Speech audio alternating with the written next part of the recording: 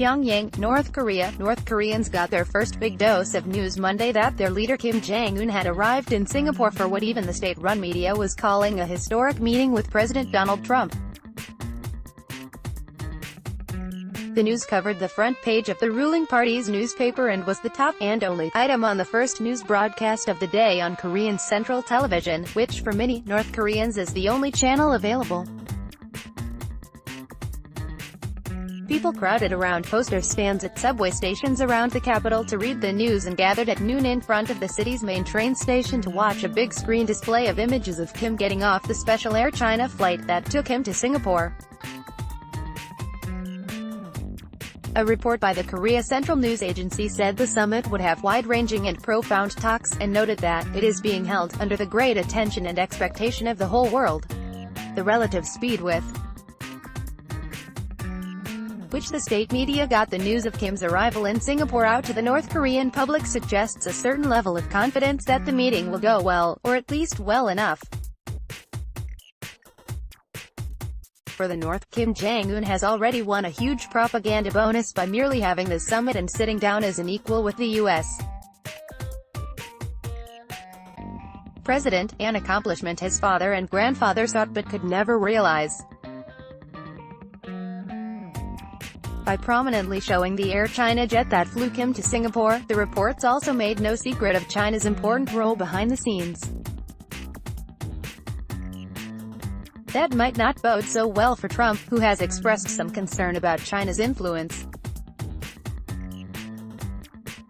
Even so, the summit continues to be a highly sensitive topic in North Korea, and it is difficult, even more so than usual, to get people to express their opinions about it.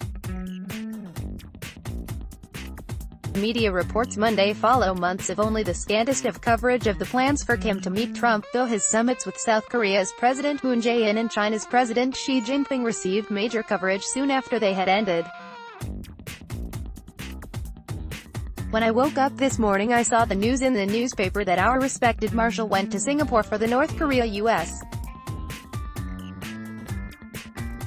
summit, said Han Il-ji-wang, a Pyongyang resident, displaying typical discretion when speaking to an Associated Press television crew. I know that Singapore is a very hot country, so I wish that our respected Marshal stays healthy and comes back in good health. Such characteristic caution when speaking in public notwithstanding, there is no doubt the prospect of this summit is generating a good deal of interest, and probably astonishment, among average North Koreans. North Korea has so far presented Kim's sudden diplomatic overtures to his neighbors and to the United States as a logical next step following what Kim has claimed is the completion of his plan to develop a credible nuclear deterrent to what Pyongyang has long claimed is a policy of hostility and nuclear blackmail by Washington. Those points were echoed in Monday's media coverage, which stressed that the talks with Trump would be focused on forging a relationship that is more in tune with what it called changing times.